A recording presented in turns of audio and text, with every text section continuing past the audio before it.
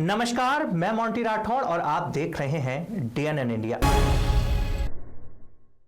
अजमेर के चाचियावास स्थित Aryabhatta world senior secondary school के परिसर में फैट और साइंस एग्जीबिशन का भव्य आयोजन हुआ, जहां इस कार्यक्रम के तहत स्कूल की ओर से स्टूडेंट्स के लिए विभिन्न प्रोग्राम आयोजित किए गए, जिसके तहत fun rides, games stall, camel cart, camel ride व हॉर्स राइडिंग जैसे कई प्रोग्राम आयोजित हुए।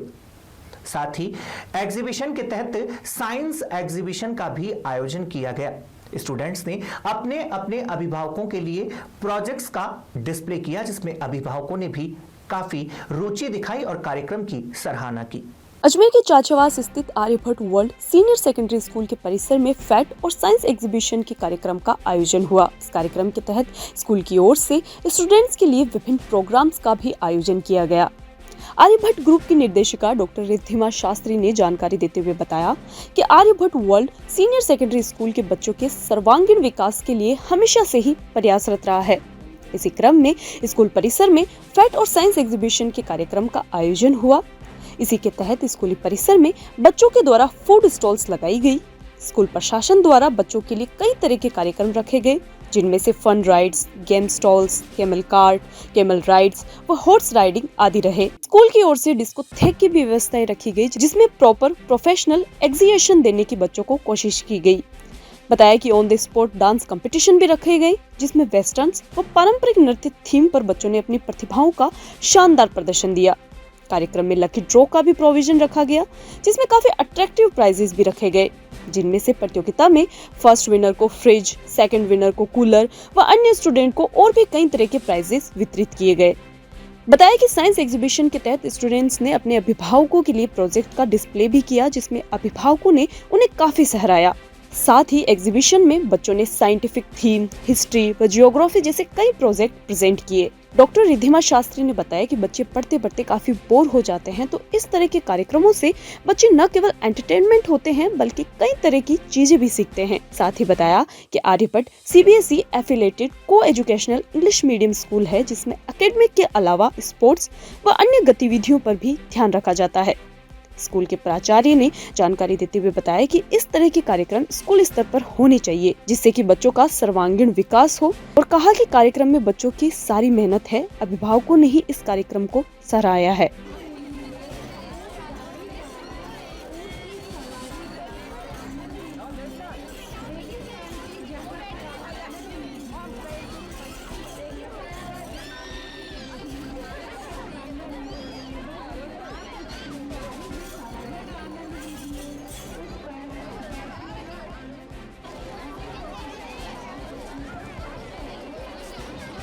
डिस्टर्ब कर रहा है मुझे बार-बार। वो तेरी। सर, चॉकलेट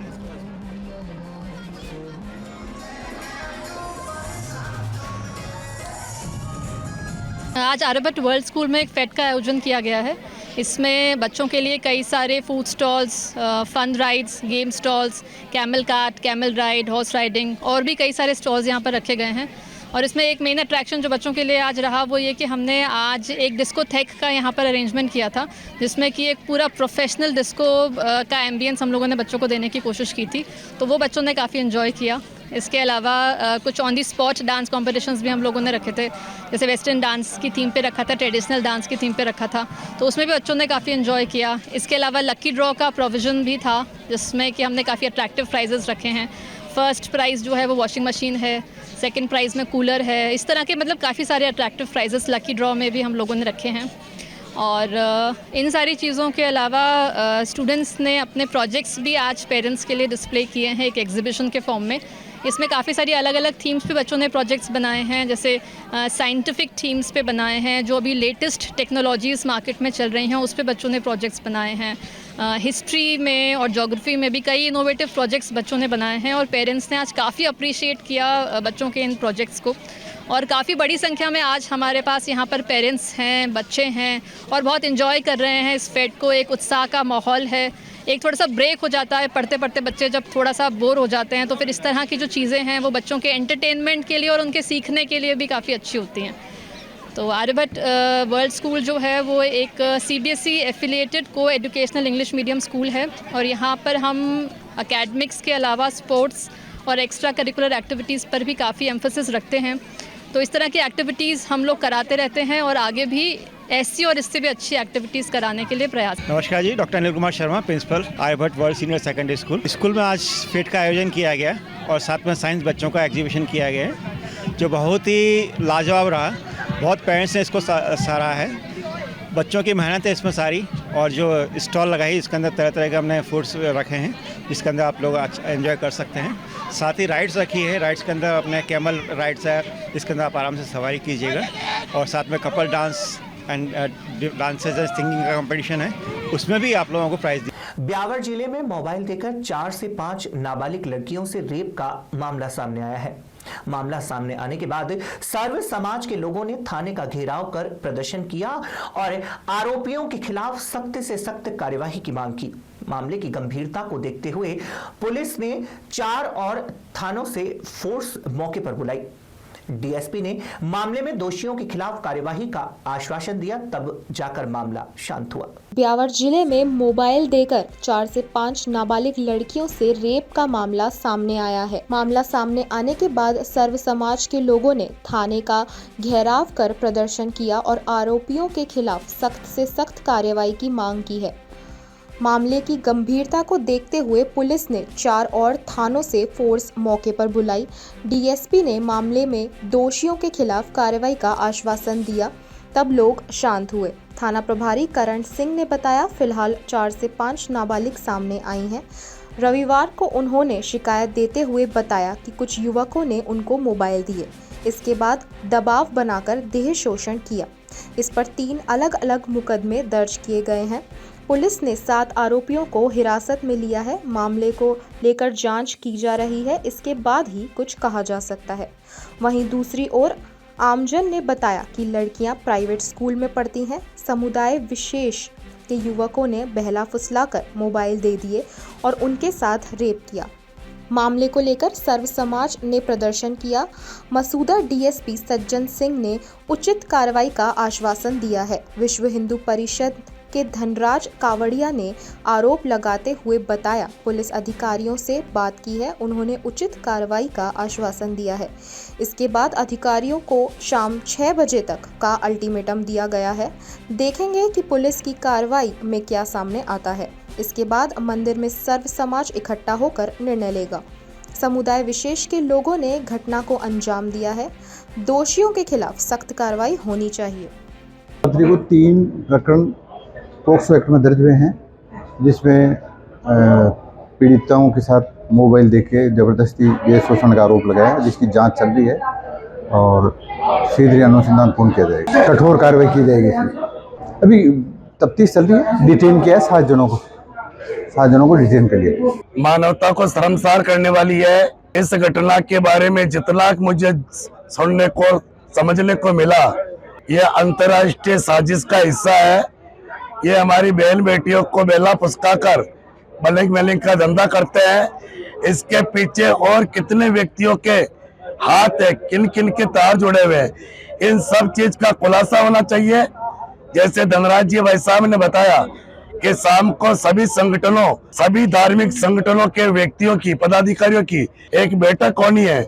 उसमें सब व्यक्ति शाम को 6 बजे निर्णय करेंगे और जो संगठन और कार्यकर्ता जो निर्णय करेंगे, उस निर्णय के साथ गुलाबपुरा शहर की जनता भी साथ रहेगी और इसका परिणाम इतना भयानक होगा जिसकी कल्पना प्रशासन को और सरकार को भी होनी चाहिए।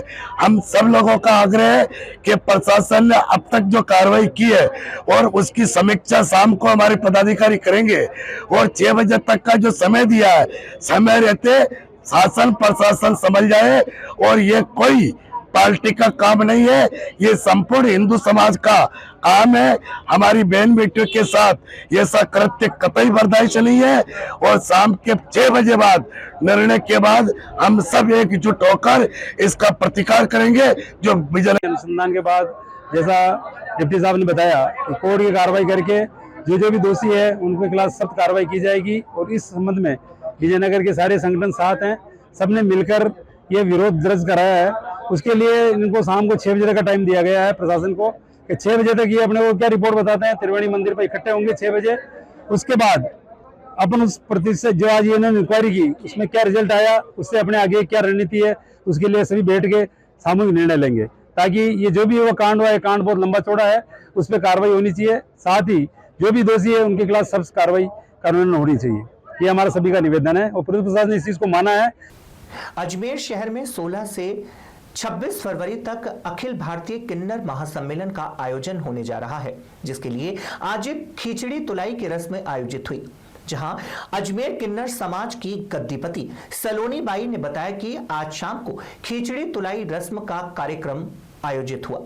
अजमेर में 16 से 26 फरवरी तक अखिल भारतीय किन्नर महासम्मेलन का आयोजन होने वाला है, जिसके लिए आज खिचड़ी तुलाई की रस्म आयोजित हुई, जहां अजमेर किन्नर समाज की गद्दीपति सलोनी बाई ने बताया कि आज शाम को खिचड़ी तुलाई रस्म का आयोजन हुआ। किन्नर समाज की ओर से सुबह कलश बांधा गया और कार्यक्रम का श्री गणेश किया गया। बताया कि चांदी को शुभ माना जाता है, तो खिचड़ी तुलाई में तोलने के लिए चांदी के तराजू का प्रयोग किया गया, जिसमें 15 किलो दाल व 25 किलो चावल को तोलकर खिचड़ी तुलाई रस्म को संपन्न किया गया। खिचड़ी बनाकर उनकी कुलदेवी बोचारा माता को भोग लगाया जाएगा। तत्पश्चात खिचड़ी को सभी में वितरित किया जाएगा। कार्यक्रम में लगातार अतिथियों का आगमन हो रहा है। 9 फरवरी को चाक पूजन होगा। बाद में 21 फरवरी को शोभा यात्रा का आयोजन किया जाएगा। जी नमस्ते। आज हमारा सुबह कलश बांधा गया, कलश को रखाया गया, श्री गणेश जी किया गया है और अभी दिन में 4 बजे हमारे खिचड़ी तुलाई की रस्म हुई है। जो हमने खिचड़ी तोली है, चावल और मूंग की दाल की खिचड़ी बनेगी, तो चावल और मूंग की दाल का सामान तोला गया है और शाम को पहले माता जी के भोग लगेगा। पूरी विधि विधान से माता जी को भोग लग के फिर शाम को खिचड़ी और घी और शक्कर बूरा, इससे शुरुआत होगी हमारे खानों की। आज से क्या चीज़ है खिचड़ी, किस काम है? शुभ काम के लिए होती है। हमारे शुभ काम में खिचड़ी बनाया जाता है। माता जी के भोग हमारा खिचड़ी पे लगता है, इसलिए हम खिचड़ी में। आगामी क्या क्या कार्यक्रम है? आगामी 19 तारीख को हमारे एक चाक पूजा है, जो यहाँ चौपाटी है सामने, चौपाटी पे ही हमारा चाक पूजा जाएगा, वहाँ से कलश लेके आएंगे हम लोग। और 21 कल विशेष काम कुछ नहीं है। कल हमारे पास मेहमान आ रहे हैं, तो कल हमारा जो रस्मी रिवाज होगी वही होगा। ये खिचड़ी जो तुलाई होती है, कितनी खिचड़ी होती है? ये जितने मेंबर है, अभी हमारे 1000 लोग हैं, 1000 लोगों के हिसाब से खिचड़ी बनाई है। नहीं तो तुलाई कितनी तुलाई तो 25-25 किलो के लिए, 25 किलो दाल, नहीं 15 किलो दाल, 25 किलो चावल लिए, और फिर जैसे मेहमान की लगेगी उतनी फिर बनाएंगे। एक रस्म होती है तोलने की। पंचों को दिखाया जाता है घी कौन सी क्वालिटी का, अच्छी क्वालिटी का घी। मैम ये जो तोला गया है, ये तराजू चांदी का था? तराजू चांदी बाट में तोले गए हैं। शुभ काम में चांदी होती है, चांदी की पुरखों से चली आई रही थी। यहाँ रुकते हैं एक छोटे से ब्रेक के लिए। जल्द हाजिर होंगे खबरों के नए सफर के साथ। कैंसर बीमारी ही ऐसी है, चिंता तो होगी ना। लेकिन अब अपनी चिंता को बदलो विश्वास में, क्योंकि आदिनाथ कैंसर मेडिसिटी में है रेडियोथेरेपी, कीमोथेरेपी और कैंसर सर्जरी के उपचार के साथ आधुनिक सुविधाएं भी। विजिट करें आदिनाथ कैंसर मेडिसिटी एट चाची आवास Ajmer.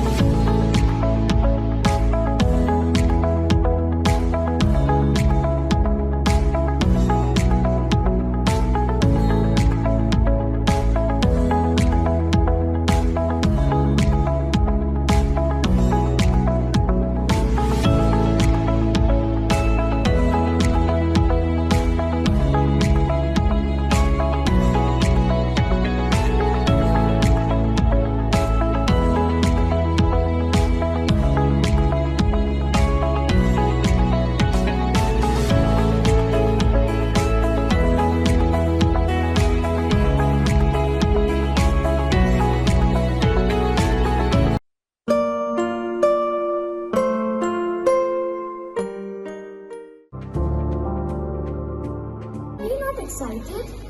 Holidays will be very boring for me.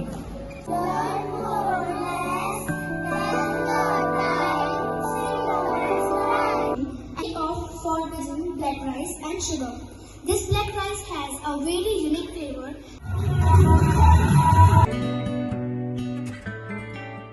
Rajasthan Pradesh Congress committee अल्पसंख्यक विभाग के प्रभारी और नेशनल कोऑर्डिनेटर अब्दुल कलाम सहित प्रदेश अध्यक्ष आबिद कागजी आज अजमेर दौरे पर पहुंचे। जहां इस मौके पर मीडिया से रूबरू होते हुए अब्दुल कलाम ने कहा कि भाजपा गूंगी बहरों की सरकार है। उनकी सरकार में अल्पसंख्यकों के ऊपर अत्याचार हो रहा है। उन्होंने कहा कि भारतीय जनता पार्टी की सरकार को कुछ ना कुछ चाहिए। उनकी आइडियोलॉजी यही रही है कि उन्होंने कहा, भजनलाल सरकार को पर्ची की सरकार कहा जाता है। अल्पसंख्यकों के ऊपर इस प्रदेश में नाइंसाफी और अत्याचार बढ़ रहे हैं, यह बेहद दुर्भाग्यपूर्ण है। राजस्थान प्रदेश कांग्रेस कमेटी अल्पसंख्यक विभाग के प्रभारी और नेशनल कोऑर्डिनेटर अब्दुल कलाम सहित प्रदेश अध्यक्ष आबिद कागजी सोमवार को अजमेर दौरे पर रहे। इस मौके पर मीडिया से रूबरू होते हुए अब्दुल कलाम ने कहा कि भाजपा गूंगे बहरों की सरकार है। उनकी सरकार में अल्पसंख्यकों के ऊपर अत्याचार किया जा रहा है। उन्होंने कहा कि भारतीय जनता पार्टी की सरकार को कुछ न कुछ चाहिए। उनकी आइडियोलॉजी यही रही है। कहा कि भजनलाल सरकार को पर्ची की सरकार कहा जाता है। अल्पसंख्यकों के ऊपर इस प्रदेश में नाइंसाफी और अत्याचार बढ़ रहे हैं, यह दुर्भाग्यपूर्ण है। उनकी सरकार ने एक मंत्री एक आदेश जारी करते हैं और स्कूलों में भेजते हैं कि उर्दू भाषा और शिक्षकों को खत्म किया जाए, लेकिन दुर्भाग्य की बात है कि तत्काल में लोकसभा स्पीकर ओम बिरला ने उर्दू भाषा को भी लोकसभा में मान्यता दी है। लेकिन डबल इंजन की सरकार यह खुद निर्णय नहीं कर पा रही कि जिसको केंद्र की सरकार लागू कर रही है, लेकिन स्टेट की सरकार और उनके मंत्री इसको बंद करने की कह रहे हैं। उन्होंने कहा कि माइनॉरिटी अल्पसंख्यक छात्रावास और छात्राओं के स्कॉलरशिप को बंद कर दिया गया है, जिससे साफ लग रहा है कि अल्पसंख्यकों के ऊपर अत्याचार किया जा रहा है। फोन टैपिंग के मामले में अब्दुल कलाम ने कहा कि भाजपा की नीति ही यही है कि कांग्रेस के ऊपर हर समय इल्जाम लगाना। गुजरात में भी फोन ट्रैक कांड हुआ था। अब उनकी सरकार में फोन टैपिंग हो रहे हैं तो वह इल्जाम दूसरों के ऊपर लगाएंगी जरूर, क्योंकि उनके केंद्रीय मंत्री से लेकर पूर्व मुख्यमंत्री ने कई फोन टैपिंग करवाई है। इसीलिए भाजपा कांग्रेस के ऊपर इल्जाम ना लगाए, इनका काम है फोन टैपिंग करना। विपक्ष के नेताओं को दबाने का काम प्रदेश में हो रहा है। भारतीय जनता पार्टी का चाल चरित्र यही है कि दूसरों के ऊपर इल्जाम लगाना। ये अल्पसंख्यक विभाग हमेशा भारतीय जनता पार्टी की नीतियों के खिलाफ विरोध करता नजर आता है। सड़कों पे आपको देखा होगा, चाहे वो किसी भी रूप में ले लें। अभी हाल ही में आपने देखा कि भारतीय जनता पार्टी की भजनलाल सरकार ने इस एक साल में हमारी तात्कालीन कांग्रेस सरकार की योजनाओं को बदलने के अलावा कोई काम नहीं किया और हिंदू मुस्लिम लोगों को लड़ाना, ये इनका काम है। अभी हाल ही में जयपुर में एक स्कूल में खुद शिक्षा मंत्री जी ने आदेश दिया कि अधिकारी ने, वो आदेश की कॉपी मैं आपको दूंगा अभी, उसमें साफ साफ लिखा कि मंत्री जी के निर्देश पर स्कूलों से उर्दू खत्म कर दी जाए। अभी एक स्कूल का मामला है, ये धीरे धीरे पूरे प्रदेश में जाएगा। उर्दू तृतीय भाषा है। जो बच्चियाँ उर्दू लेना चाहते हैं वो संस्कृति का सुझाव भी कर सकते हैं, उर्दू भी ले सकते हैं। लेकिन धीरे धीरे स्कूलों से, जैसे इन्होंने Mahatma Gandhi English medium school थे उनको मर्ज कर दिया, उनको ख़त्म कर दिया, इसी तरह उर्दू को भी ख़त्म करने जा रहे हैं। उर्दू तृतीय भाषा लेना बच्चे का मौलिक अधिकार भी है और वो ले भी सकता है। चाहे महाविद्यालय हो, चाहे जयपुर के महाविद्यालय हो, कोटा के हों, जोधपुर के हों, सभी महाविद्यालयों में आपने देखा होगा बच्चियों को तृतीय भाषा उर्दू लेने में बड़ी कठिनाई का सामना हो रहा है। और अगर ले भी लेती है तो फैकल्टी राज्य सरकार उसमें प्रोवाइड नहीं कराती। तो आज हमने प्रेस वार्ता, हमारे अब्दुल कलाम साहब जो हमारे प्रभारी हैं राजस्थान के, इनके नेतृत्व में, इनकी सानिध्य में अजमेर संभाग से इसकी शुरुआत की है। प्रेस वार्ता करके हम सभी संभागों में जाएंगे राजस्थान के। पहले प्रेस वार्ता करेंगे, उसके बाद राज्यपाल से मुलाकात करके हम अपनी बात रखेंगे, राज्य सरकारों को अपना टाइम देंगे। और अगर फिर भी हमारी अल्पसंख्यक वर्ग की योजनाओं को, चाहे काली भाई भील योजना है जैसे कलाम साहब ने बताया, चाहे प्री मैट्रिक छात्रवृत्तियाँ जो पिछले 2 साल से अटकी पड़ी हैं उसका मामला हो, चाहे अल्पसंख्यक मंत्रालय में जो अल्पसंख्यक वर्ग के लोग, उसमें नॉट मुस्लिम, उसमें सिख भी हैं, बौद्ध भी हैं, फारसी भी हैं, जैन भी हैं और मुस्लिम भी है। इन सभी लोगों ने, किसी ने 1 लाख का, किसी ने 2 लाख का, किसी ने 5 लाख का लोन अप्लाई कर रखा है, लेकिन जानबूझकर सभी लोन अटकाए हुए हैं, क्योंकि इसका लाभ अगर अल्पसंख्यकों को मिलेगा तो भारतीय जनता पार्टी सरकार बैकफुट पाएगी। इन सभी मुद्दों को लेकर हमने आज प्रेस वार्ता की है। 7 दिन का या 10 दिन का हमारे प्रभारी जी बताएंगे, 15 दिन का टाइम देंगे सरकार को। और अगर नहीं तो अप्रैल में विधानसभा का जोरदार अल्पसंख्यक वर्ग घेराव करेगा, मुख्यमंत्री निवास का घेराव करेगा, शिक्षा मंत्री का घेराव करेगा, चाहे सड़कों पे आना पड़े, चाहे कुछ भी करना पड़े, अल्पसंख्यकों के लिए अल्पसंख्यक विभाग कुठाराघात नहीं होने देगा। उनकी जो योजनाएं हैं, छात्रवृत्ति जो भी है, उस पर कुठाराघात हम बर्दाश्त नहीं करेंगे। और ये मान के चलना, गरीब नवाज की नगरी से हम इसकी शुरुआत कर रहे हैं। पुष्कर और अजमेर पूरे हिंदुस्तान में प्रसिद्ध यहाँ तीर्थ स्थल हैं, सभी लोग यहाँ पर आते हैं। आज हमने इसकी शुरुआत यहाँ से की है, उसके बाद बीकानेर, उदयपुर, जोधपुर, जयपुर, कोटा, सभी संभागों में हम जाएंगे। देखिए, भाजपा की तो ये नीति ही है कि कांग्रेस के ऊपर इल्ज़ाम लगाना। आप लोग को पता है कि देश के प्रधानमंत्री नरेंद्र मोदी जी हैं, बहुत पहले से ही गुजरात में भी टेप कांड हुआ था, आप लोग को पता होगा। तो वो शुरुआत भाजपा का, वो मतलब ये समझ ही लीजिए कि भारतीय जनता पार्टी का एक बहुत उनके बिंग में से एक बिंग ये भी है। तो अब उनके सरकार में फोन टेपिंग हो रहा है तो इल्ज़ाम तो वो लगाएंगे दूसरों के ऊपर, क्योंकि उनके केंद्रीय मंत्री से लेकर पूर्व मुख्यमंत्रियों ने खूब फोन टेपिंग करवाया है। तो इल्ज़ाम कांग्रेस के ऊपर ना लगाएं, खुद उनका काम है फोन टेपिंग करवाना और विपक्ष के नेताओं को दबाने का काम। आप देख रहे हैं प्रदेश से लेकर देश में, पूरे देश में यही हाल है। तो ये भारतीय जनता पार्टी का चाल और चरित्र है कि दूसरे के ऊपर इल्ज़ाम लगाना। देखिए, भारत के प्रधानमंत्री नरेंद्र मोदी ने भी उर्स के समय चादर पेश किया है, तो उन्होंने ख्वाजा मोइनुद्दीन चिश्ती रहमतुल्लाह ताला अलैह के बारगाह में एक मजार के ऊपर चादर पेश किया, ना कि मंदिर में पेश किया।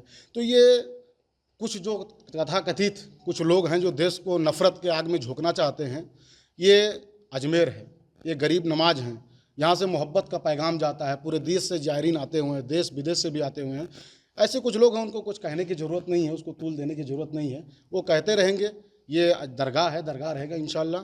और देश के कौमी एकता आज भी देखिए, हिंदू मुसलमानों से कम हिंदू भाई की वहाँ आस्था नहीं है, मुसलमानों से ज़्यादा भी आस्था लोग वहाँ आते हैं। तो उनको कहने दीजिए, उससे कुछ फ़र्क नहीं पड़ता। हो तो नफरत का काम है, क्योंकि भारतीय जनता पार्टी की सरकार है ना, तो कुछ ना कुछ तो उनको चाहिए, उनकी आइडियोलॉजी है वही। अजमेर के चाचियावास स्थित आत्रेय आयुर्वेद एवं पंचकर्म चिकित्सालय व खंडेलवाल समाज बंधुओं के संयुक्त तत्वावधान में कुचामन सिटी के बस स्टैंड स्थित खंडेलवाल भवन में एक दिवसीय परामर्श शिविर का आयोजन हुआ, जिसके अंतर्गत वरिष्ठ चिकित्सक SN शर्मा व प्रियंका सेवी ने अपनी बहुमूल्य सेवाएं प्रदान की। अजमेर के चाचियावास स्थित आत्रेय आयुर्वेद एवं पंचकर्म चिकित्सालय व खंडेलवाल समाज बंधु के संयुक्त तत्वावधान में कुचामन सिटी के बस स्टैंड स्थित खंडेलवाल भवन में परामर्श शिविर का आयोजन हुआ, जिसके अंतर्गत वरिष्ठ चिकित्सक डॉक्टर SN शर्मा व प्रियंका सेनी ने अपनी सेवाएं प्रदान की। मनीला शर्मा ने बताया कि खंडेलवाल समाज के लोगों के अलावा भी सर्व समाज के लोगों ने बढ़ चढ़कर इस शिविर में हिस्सा लेकर शिविर की सेवाओं का लाभ लिया। मौसमी बीमारियों, दिनचर्या व योग के संबंध में परामर्श लिए। साथ ही बताया कि आमजन के मन में उठने वाली विभिन्न जिज्ञासाओं को शांत करने, पंचकर्म के महत्व, उसके बारे में विस्तृत से जानकारियां आमजन से साझा की गई। इस शिविर में आयुर्वेद विभाग राजस्थान सरकार के पूर्व चिकित्सक अधिकारी डॉक्टर SN शर्मा ने अपनी बहुमूल्य सेवाएं प्रदान की। शिविर में निशुल्क परामर्श, स्वर्ण प्राशन, मधुमेह जांच, आयुर्वेदिक काढ़ा महिलाओं के लिए उपटन का वितरण, रक्तचाप की जांच जैसी सुविधाओं के साथ साथ बालों का झड़ने जैसी विशेष विषय पर चर्चा की गई। साथ ही शिविर में योग्य एवं अनुभवी चिकित्सकों द्वारा नस्य, कटिबस्ती, नेत्र तर्पण एवं उपटन का डेमो प्रदर्शन भी दिया गया। इस शिविर में दवाइयां भारी छूट के साथ कम दामों में उपलब्ध रही। बताया कि आज के समय में सब एलोपैथ की ओर अग्रसर हो रहे हैं, उस विषय पर भी गहन चर्चाएं की गई, जिसमें आमजन ने आयुर्वेद को खूब सराहा। बताया कि शिविर में करीब 40 से 45 लोगों ने शिविर की सेवाओं का लाभ लिया, जिसमें सभी आयुर्वेद के लोग थे। कल 16 फरवरी को हम लोगों ने कुचामन में कैंप करा था, जो खंडेलवाल धर्मशाला में रखा गया था और खंडेलवाल समाज के द्वारा रखा गया था आत्रेय आयुर्वेदिक के तत्वाधान में, जिसमें वरिष्ठ चिकित्सक डॉक्टर SN शर्मा सर और प्रियंका सेनी ने अपनी सेवाएं दी थी। और इस कैंप में लोगों ने बढ़ चढ़कर भाग लिया। सबसे अच्छी बात ये थी, खंडेलवाल समाज के अलावा भी लोगों ने बढ़ चढ़कर भाग लिया और मौसमी बीमारियों के बारे में सर से चर्चा की, दिनचर्या पर चर्चा की और एक योग पर भी सर से चर्चा की गई। लोगों ने अपनी जिज्ञासाएं शांत करी और पंचकर्म कितने प्रकार का होता है, पंचकर्म और आयुर्वेद का क्या महत्व है आज के जीवन शैली में, उस पर लोगों ने बहुत बढ़ चढ़कर बात की, परामर्श लिया, चिकित्साएं ली और अच्छे से अपने जो भी उनके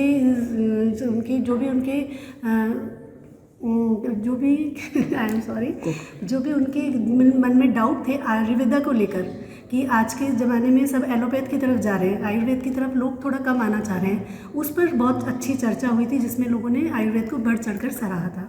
कितने दिन का कैंप था ये? सर ये सुबह 11 बजे से शाम को 7:30 बजे तक चला था, जबकि हमारा टाइम 5 बजे तक का ही था, लेकिन लोगों की भीड़ को देखते हुए हमने इसे एक्सटेंड कर दिया था। सर 40 से 45 मरीज को देखा था हम लोगों ने, ठीक है। जिसमें सभी आयु वर्ग के लोग थे, जिसमें बच्चे भी थे, छोटे बच्चे भी थे। इवन 2 साल की बच्ची से लेकर हमने 70 साल के उनके वुमेन्स तक को वहाँ पर देखा था। कैंसर बीमारी ही ऐसी है, चिंता तो होगी ना। लेकिन अब अपनी चिंता को बदलो विश्वास में, क्योंकि आदिनाथ कैंसर मेडिसिटी में है रेडियोथेरेपी, कीमोथेरेपी और कैंसर सर्जरी के उपचार के साथ आधुनिक सुविधाएं भी। विजिट करें आदिनाथ कैंसर मेडिसिटी एट चाची आवास अजमेर। अजमेर शहर के अग्रसेन सर्किल के पास स्थित 150 वर्ष पुरानी हस्बैंड मेमोरियल स्कूल की दीवार जर्जर अवस्था के चलते आज धराशायी हो गई, जिसके चलते दीवार के पास खड़ा एक ऑटो व चाउमीन पाव भाजी का थैला मलबे के नीचे दब गया। गनीमत रही कि कोई जनहानि नहीं हुई। अजमेर के अग्रसेन सर्किल के पास स्थित 150 वर्ष पुरानी हस्बैंड मेमोरियल स्कूल की दीवार जर्जर अवस्था के चलते आज धराशायी हो गई, जिसके चलते दीवार के पास खड़ा ऑटो व चाउमीन पाव भाजी का थैला मलबे के नीचे दब गया। गनीमत रही कि कोई जनहानि नहीं हुई। प्रत्यक्षदर्शियों का कहना है कि स्कूल की दीवार अचानक गिर गई, लगा मानो भूकंप सा आ गया हो। गनीमत रही कि किसी तरह की कोई जनहानि नहीं हुई, परंतु एक ऑटो व थैला मलबे के नीचे दब गया। भैया हम सामने गाड़ी बनवा रहे थे और एकदम से दीवार आके छुई, हमने जब भूकंप आ गया, हमने गाड़ी घोड़े छोड़ के भागे, खुद ही हमें कुछ डरने लग गए और ऐसे धूल होने लगी जब भूकंप आ गया। हम तो हमारा मिस्त्री जो वही भागा, हम भी खुद भागे सब, और 2 गाड़ियों में नुकसान हुआ है, एक बाबा जी का और दूसरे का है, और कोई हादसा नहीं हुआ, सब बचे हुए। काय की दुकान है भैया, कहाँ पे दुकान है आपको? ये पाव भाजी की और ये मैंगो मत ये चाउमीन वगैरह है। कोई नुकसान वगैरह भी हो गया इसमें? नुकसान 2 दिन में नुकसान, बाकी किसी का नुकसान नहीं हुआ। काय का नुकसान हुआ? ये पाव भाजी का और पाव मसाले का नुकसान हुआ है और किसी को नुकसान हुआ है। क्या लगता है भाई साहब? ये सूचना केंद्र छोड़ा पे। अच्छा। अजमेर के लोहागल गांव को नगर निगम अजमेर के क्षेत्राधिकार में सम्मिलित करने के लिए लोहागल निवासी आज जिला कलेक्ट्रेट मुख्यालय पहुंचे और जिला कलेक्टर लोकबंधु को इस विषय में ज्ञापन सौंपकर अपनी मांग पूरी करने की मांग रखी। अजमेर के लोहागल गांव को नगर निगम अजमेर के क्षेत्राधिकार में सम्मिलित करने के लिए लोहागल निवासी जिला मुख्यालय पहुंचे और जिला कलेक्टर लोकबंधु को इस संबंध में ज्ञापन सौंपा। ग्रामीणों ने बताया कि लोहागल गांव माकड़वली ग्राम पंचायत के क्षेत्राधिकार में आता है। लोहागल ग्राम का अधिकांश भाग अजमेर विकास प्राधिकरण के द्वारा नियमन किया जा चुका है। बताया कि जिसके तहत क्षेत्र में समुचित विकास की कमी के चलते आमजन ने जिला कलेक्टर से इस संबंध में गुहार लगाई है और बताया कि क्षेत्र में नाली, पानी व सड़क जैसी आधारभूत सुविधाओं के नियमन को देखते हुए लोहागल गाँव को नगर निगम अजमेर के क्षेत्राधिकार में सम्मिलित की आमजन ने ज्ञापन देकर मांग की है। बताया कि लोहागल रोड पर कई शैक्षणिक चिकित्सा विभाग जैसे कई बड़ी बड़ी संस्थाओं के समायोजन को देखते हुए क्षेत्र को नगर निगम के अधीन करने की मांग की गई है। आज हम लोहागल वासी लोहागल क्षेत्र को नगर निगम में शामिल करने के लिए श्रीमान कलेक्टर महोदय के यहाँ उपस्थित हुए हैं। काफ़ी समय से मांग थी कि ये लोहागल क्षेत्र जो कि ज़्यादातर रेडियो से अप्रूव्ड कॉलोनीज में बसा हुआ है, तो उसमें समुचित विकास जैसे सड़क, नाली, स्वच्छता आदि की ज़रूरत महसूस करते हुए आज हम यहाँ ज्ञापन दे रहे हैं। किसको दिया ज्ञापन? किसको दिया आपने ज्ञापन? श्रीमान कलेक्टर महोदय को। क्या मांग आपकी विशेष मांग? विशेष मांग ये है कि ये जो ज़्यादातर जो कॉलोनीज हैं वो रेडियो से अप्रूव्ड जो कॉलोनीज हैं उनमें ये मूलभूत सुविधाएं, पानी, बिजली, यातायात, सड़क, नाली आदि की सुविधाएं समुचित रूप से मिले, इसके लिए कलेक्टर साहब से निवेदन करने आए हैं कि इस क्षेत्र को जो कि अप्रूव्ड है रेडियो से अधिकार सभी ग्रामवासी सभी ग्रामवासी चाहते हैं कि ये नगर निगम क्षेत्र में आ जाए। कितनी आबादी होगी? आबादी लगभग 2,500 से 3,000 लोगों की है। ठीक है। और बड़े ऑफिशियल ये जो क्षेत्र है वो सभी बड़े क्षेत्र में औद्योगिक ये जो जितने भी शैक्षणिक संस्थान हैं, जैसे एमडीएस यूनिवर्सिटी है, भगवंत यूनिवर्सिटी है, संभाग का सबसे बड़ा राजकीय अस्पताल है, जो अब तो लोहागल के अंदर ही नगर निगम का कार्यालय भी बन रहा है, तो ऐसे में हम सब चाहते हैं कि ये नगर निगम। खबरों के सफर में अभी सिर्फ इतना ही, फिर हाजिर होंगे खबरों के नए सफर के साथ। तब तक के लिए दीजिए इजाजत, नमस्कार।